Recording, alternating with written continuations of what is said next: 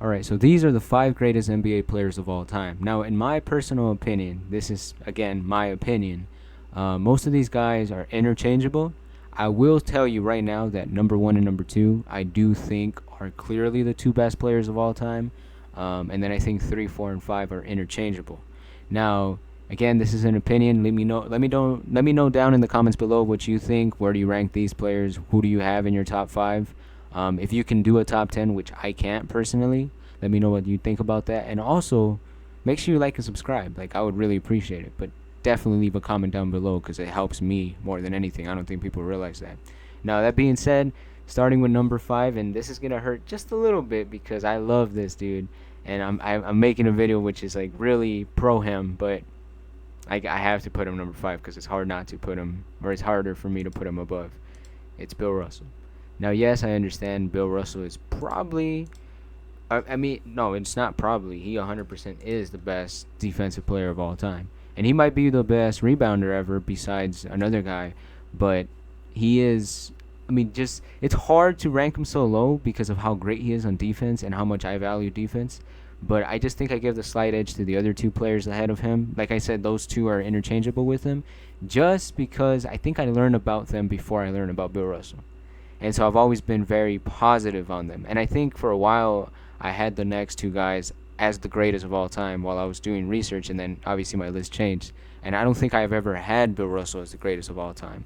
So I think that's part of the reason I'm able to put Bill Russell at five, even though it's very, very hard. Because, I mean, you can do that to Wilt. Yeah, you're pretty darn good defensively.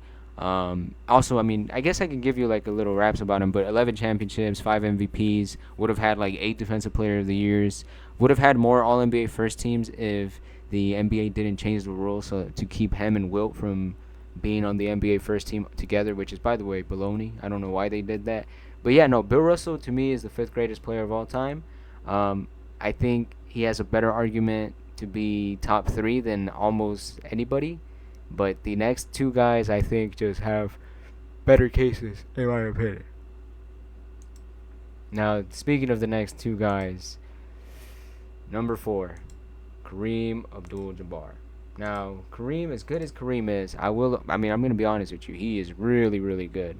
But as good as he is, I have to admit, one of the problems that I have with Kareem is that he played in the 70s.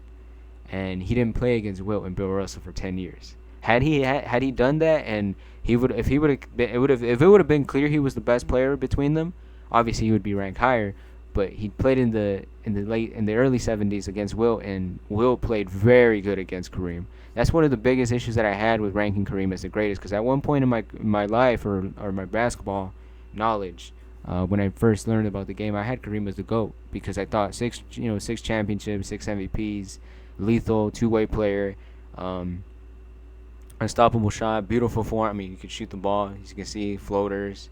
His touch around the rim was amazing. But I had him as the GOAT, but then I learned more basketball history, and it was harder for me to rank him at one, right? It's not that he doesn't deserve it, because again, like I said, you can put him at number one, but I just think the guys above him deserve it just a little bit more, except for number three. I think number three is pretty much equal to him. It's just hard to argue, right? But as a player, you're dominant in the post. He was a dominant rebounder, defender, and scorer during his prime. And he had a long career. So I think it's very hard to keep him out of the top three. But in my opinion, I keep him out of the top three, not because he doesn't deserve to be there, but because of one player specifically that once I learned about that guy, it was very hard to move him out of the top two. And so, yeah, that's why, if you just in case you're wondering. Now, speaking about, oh, wait, that's a beautiful angle right there. Beautiful stop. Shout out to me for stopping on that. Now, that being said, who do I have above Kareem? Well, this is kind of scary to show y'all because I know people are going to be mad at me. But yes, I do have LeBron above Kareem. Now, part of the reason I have LeBron above Kareem is maybe recency bias. Now, I don't personally think that LeBron's the best player of all time. I know a lot of people do, but I do think he is incredibly good. It's very hard for me to kind of explain his game just because he's so. I mean, it's recent history, right? But if you were to say, hey, if you time travel, because I know a lot of people say this that he couldn't play in the past. I disagree. I think LeBron's IQ I think he has the heart to be a great player in every era, and that's a lot. By the way, that's the biggest compliment I can give, especially because I see the way people talk about him. Now, that being said, I do think he's slightly overrated when people put him in the top two. Now, what I mean by that is technically it's an opinion, obviously, so you can't really overrate an opinion, but the reason I say that is a lot of the things they say about him that made him great, there's another player that deserves it more than him, right? So I'll give you an example. People say, well, he's the best all-around player. I disagree with that. I think there's a couple players you could argue over him, but there's one that's definitely above him. Like, one that you can argue above him is Oscar, right? Oscar Robertson is LeBron in the 60s, right? LeBron's a little bigger and more athletic, but he's not a better shooter than Oscar. So I think there's a lot to digest regarding LeBron, but I do consider him the third best player of all time. Maybe I'm wrong. Maybe he's number 5. Maybe he's number 1. But again, that's my opinion. Obviously, I don't really have to talk much just because, most people know about LeBron. Which, speaking of LeBron, number 2 is also pretty popular. So I don't think I have an issue with that one. But like I said earlier, I do think number 2 and number 1 are pretty clearly better than the rest. Now, number 2 is going to upset LeBron fans, but I have Michael Jordan. Now, I'm going to be honest with you. Obviously, I didn't grow up watching Michael Jordan, so everything I know about him is through footage, right? And through just learning the game and learning about basketball. One of the things that amazes me about Michael Jordan is as good as he was as a player, he always had the fundamentals, right? I don't think I've ever seen him play in proper defense. Like every time I see him play, he always has his right hand correctly in the lane. Everything's just perfect with him. He seems like a perfect, fundamentally sound player. And he was a highlight machine as well, which is what's amazing. Now, yes, and I think this is pretty clear now, and this is very important for number 1, so I'll point it out. His physical gifts, i.e. his athleticism and his hand size, right? That is what separates him, in my opinion, from the rest of like the great guards. Like I love Oscar Robertson, but I have a hard time putting Oscar over Michael Jordan because Michael was such a much better defender, right? Same thing with Jerry West. Jerry West was two-way, incredible defensive player, but I do think Michael was better. Now I know people are gonna disagree with that, but that's just my opinion, right? I think Michael, he combined everything so well and he was so efficient. He has like one of the lowest turnover rates in NBA history. So when he had the ball, he was secure. He was either gonna score, get doubled, make the right play, or yeah, that's pretty much it. He was not going to turn it over. I mean, that rarely happened, and if it did, it was probably someone sneaking up on him or something like that. I don't know. Or maybe he palmed the ball and carried it. He did do that a little bit, but it's okay. When you have this hand size that he did, I get it. But like I said, I do think he's clearly number 2, and in my own personal opinion, he's the one player I have a hard time arguing against. Like, I can make arguments against Bill Russell. I can make arguments against Kareem. I can make an argument against LeBron. But Michael is the one that I kind of struggle to argue against just because what I value in a basketball player, he has. Now, maybe, and I guess I will explain this, but one of the reasons he's not number 1 is because he's a guard, and he can only impact the game in so many ways. Like, I do not expect Michael Jordan to get you 20 rebounds, right? Now, he had games where he got 18 rebounds like that, but that's not an everyday thing. And so I don't see Michael Jordan changing the game on the rebounding end, which is one of the reasons I have number 1 above him. But speaking of number 1, I guess I should just show you now. Number 1 is, to me, the best player of all time. And it's, well, I guess I just show you an image, but it is Wilt Chamberlain.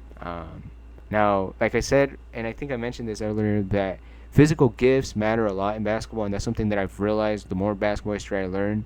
Physical gifts is almost the most important thing, right? I mean, it's pretty clear when the requirement to be an NBA player is that you have to be very tall and athletic, or just very tall, 6'6". You're talking about genetics. It's very hard. Most people, like me, are not going to be 6'6". Doesn't matter how hard we train, we're just not going to get there. But there are people who will get there, and they'll capitalize, And I think Wilt is one of those. I think Wilt was the most physically gifted player of all time. He's the most athletic player of all time. Everything that Kareem if you look at the top 5 and you say what's their best physical gifts, right? And I give you Michael Jordan, I give you LeBron, I give you Kareem, and I give you Bill Russell, and I say take their best physical gifts, combine them, and you still only get 85, maybe 90% of Wilt, right? You're gonna get. I mean, the player's it's gonna be about as fast as Wilt. He's gonna jump slightly less than Wilt because Wilt had a ridiculous vertical. he's gonna have less stamina, less conditioning, and he's not gonna be as strong, which is insane, right? And he's not gonna be as lengthy, right? He's gonna probably be as tall, but not lengthy. And yeah, you get a ridiculous player when you have physical gifts that like the rest of the guys have one, and you have all of them. It's kind of hard for you not to be the greatest. Which to me, once I learned that Wilt was just physically gifted, it made so much sense that he would dominate the game as much as he did. Like it started to make sense. Like, oh, I see why he averaged 50. I see why he averaged 45. I see why he got 55 rebounds in a game. Like he just had the physical gift, and it's hard to argue against that, right? Now I can tell you more about his game, which I probably should, and if I do tell you more about his game, the simplest thing I got to say is he can dominate the game offensively, change the game completely, right? Win the game on offense. He can win the game on defense. He can win the game rebounding wise. And for some odd reason, he made clutch free throws. I don't know why I'm throwing that in there, but he did, right? And then he can adapt to all the situations in the world because he did. Most people don't know that because people think or believe false narratives that he was a ball hog and that he was a stat patter, even though if you look through his career, every year he actually changed his game based on what the team wanted him to do. Even when he averaged 50, the reason he averaged 50 is because the team wanted him to average 50. Now, I think that's pretty amazing to know, and it's hard for me to argue against Wilt. But that being said, I mean, that's the end of the video. I don't know. I mean, there's other players you can technically mention. I disagree with Magic. I don't believe Magic is top 5. I don't believe Larry Bird is top 5. Kobe, I see the arguments, and I know why people make them, but I don't believe them. Jerry and Oscar, see, I see Oscar's argument, but I don't believe it personally just because of these guys. Um, Besides that, I mean, I have to say, like, it's hard to make a list. And so this is my top 5, and it can change. But I tell you right now that probably Will is not going to go from anywhere from number 1. I don't see how anybody makes a case over him. And Michael's probably going to stay number 2. Now, like I said earlier, 3, 4, and 5, which is LeBron, Kareem, and Bill Russell, I think they're interchangeable. I do have my own biases, which is why I have one above the other. But yeah, no, I mean that's just the way basketball is to me. And that being said, let me stop this video really quickly and hide it. I just want to say thank you for watching the video. God bless you. Jesus loves you. I hope you get saved one day, and I hope you enjoyed this little video. Goodbye. Take care. Okay.